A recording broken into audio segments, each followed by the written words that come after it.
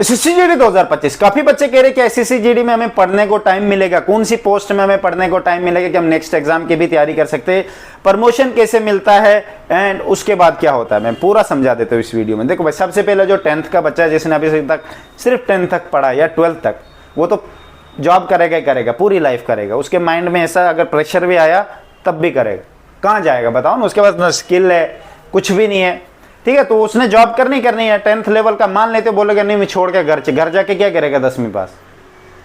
इधर तो normal job के लिए 12th को मांग रहे हैं, समझ गए मेरी बात।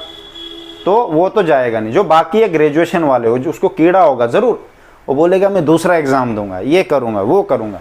आपके पास एक और मौका होता है, आप 3 साल में एक सर्विसमैन बन सकते हो जो ईएसएम के थ्रू आते हो। और हर साल एसएससी जीडी में ईएसएम की 10% वैकेंसियां होती, हर कैटेगरी में, हर पोस्ट में। और बच्चे नहीं होते हैं क्योंकि आते नहीं, उधर से पढ़ते नहीं। आपकी कट ऑफ 32 जाता है, 35 जाता है, इतना कट ऑफ में क्लियर नहीं कर सकते क्या ईएसएम में।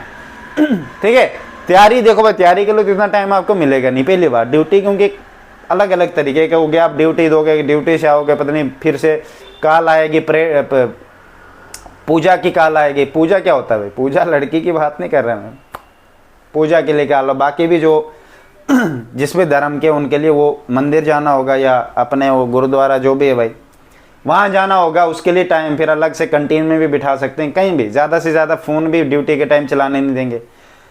ज़्यादा से ज़्यादा रेस्ट का टाइम यही 6-7 घंटे मिलता है, ज़्यादा से ज़्यादा 8 घंटे भी। किसी किसी पोस्ट में से 8 घंटे ड्यूटी होती है। ड्यूटी होने के बाद भी ये नहीं कि घर में सो गए। तो फुटबॉल वो कहाँ खेलते हैं, वॉलीबॉल कब खेलते हैं, ड्यूटी के टाइम खेलते हैं क्या, आपने देखा होगा ना। तो ड्यूटी दे दी, उसके बाद भी बहुत सारे काम होते हैं। सिर्फ ड्यूटी के बाद ये नहीं कि बस सो जाओ अपने अपने में, कोई मतलब नहीं किसी दुनियादारी से, ऐसा बिल्कुल भी नहीं है। ये गलत फहमियों में मत रहना, मत सोचो कि 8 घंटे ड्यूटी तो जैसे इधर होता है बस घर आके बैठ गए, कोई पूछ नहीं रहा है, कुछ भी नहीं, खाना ऐसे मिल रहा है ना भाई।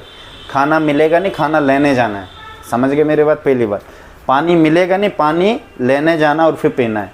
हर एक काम आपने खुद करना है, तभी तो स्ट्रिक्ट हो जाते हैं, कठोर। ऐसे तो होते हैं, सीखी वही मिली, उसी नेचर माहौल में रहना पड़ेगा।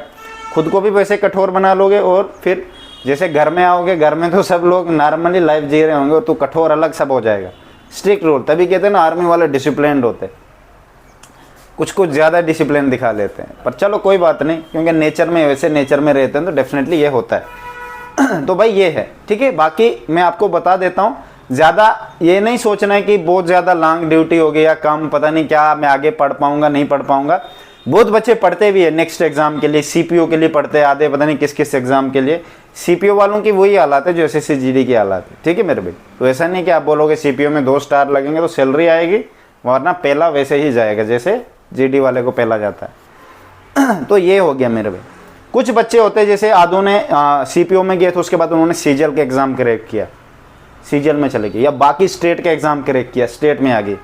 तो आपके पास मौका है। मैं जो बच्चे ज़्यादा अच्छे खासे पढ़े लिखे हैं, तो अभी भी मैं क्यों आपको कहता हूँ मेहनत मत छोड़ो, क्योंकि मुझे पता है क्या होने वाला है। एसएससी जीडी वालों को मैं नहीं जानता क्या, मैं नहीं जानता 2024 में गए, सब जानता हूँ। तभी मैं कहता हूँ तैयारी करते रहो कि बाद में आपको तैयारी नहीं करनी पड़े। थोड़ा ही टाइम आप रिविजन भी कर सकते हो, रिविजन करके आप एग्जाम क्रैक कर लोगे। तो अभी से फिर से तैयारी शुरू कर दो आप, ठीक है। अगर आपने बाद में स्टेट का एग्जाम देना, वहाँ तंग हो गया, अब तो 60 साल तक थोड़ी ना ड्यूटी देगा, बुढ़ा हो जाएगा, स्किन भी लटक जाएगी यहाँ से, बच्चे भी घर में पता नहीं खुद के होंगे किसी के हो जाएंगे, मुझे नहीं पता क्या होगा मेरे भाई। ये आपकी प्रॉब्लम है। आप गए हो डिफेंस चूज़ किया, ये आपने देखना है। डिफेंस सिर्फ जॉब की इतना ही किया ना आपने, ये सोचा कि मुझे सैलरी मिलेगी, पर जो मिलेगी वो खाएगा कौन? खाना तो तूने गवर्नमेंट का खाना उधर है, सैलरी का क्या करेगा? मान लेते एक शूज़ लेगा, वैसे भी तूने हर रोज़ शूज़ आर्मी का ही वो लगाना है, वो वाला तो लगेगा नहीं, वो भी फटेगा नहीं। तो पैसा कहाँ गया? पैसा जाएगा पीछे, जो आराम से घर में बैठे हैं मस्त हो के, वो खाएंगे पैसा आपको। अब आप बोलोगे मैं नहीं दूंगा, तो मत दे। जब तू देगा नहीं, वो किसी और को देगी, फिर फंस गया ना उधर भी तू। तो ये न्यूट्रल काम करना पड़ता है मेरे भाई। ऐसे ये नहीं कि एक साइड ऊपर तो चले गए तो दूसरी साइड नीचे चले जाएगा सिस्टम।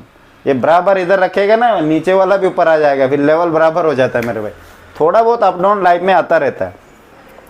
तो ये बात है मेरे भाई, ठीक है। ये तो है ही है, मुझे पता है आप बहुत सेक्रीफाइस करोगे, बट उसका फ़ायदा किसी और को मिलेगा, ठीक है। अब मैं कुछ नहीं कर सकता, ये तो है भाई। मैंने जस्ट बताना, अभी तो मैंने रियलिटी बताई नहीं, मैं आगे के वीडियोस में बताऊंगा। रियलिटी को इतनी बुरी नहीं है, और बर्दाश्त करने की आपके अंदर हिम्मत होनी चाहिए। सोल्जर नाम ऐसे नहीं है कि घर से उठ के चले गए, बस सैलरी मिल रही है खाएंगे, देश की सेवा करेंगे। ये फेक बातें मत करना मेरे सामने। देश की सेवा मैं जानता हूँ, बिना सैलरी लिए भी देश की सेवा हो सकती है, कोई नहीं करता, सब झूठ है।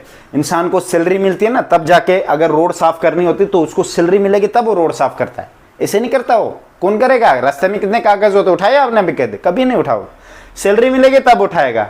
बोले नहीं देश की सेवा कर रहा हूँ। देश की सेवा बिना पैसों के भी होती, तूने क्यों पैसे लेके? क्योंकि लाल ऐसे मन मैं से नहीं कहता, मैं सब ऐसे ही करते, मैं खुद करता हूँ भाई, मैं फिर बेच की फीस क्यों लेता हूँ?